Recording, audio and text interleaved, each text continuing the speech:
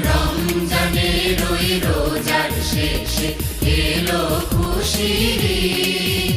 ওমন রমজানের ওই রোজার শেষে এলো খুশির ঈদ। তুই আপনাকে আজ বিলিয়ে নে শোন আসমানি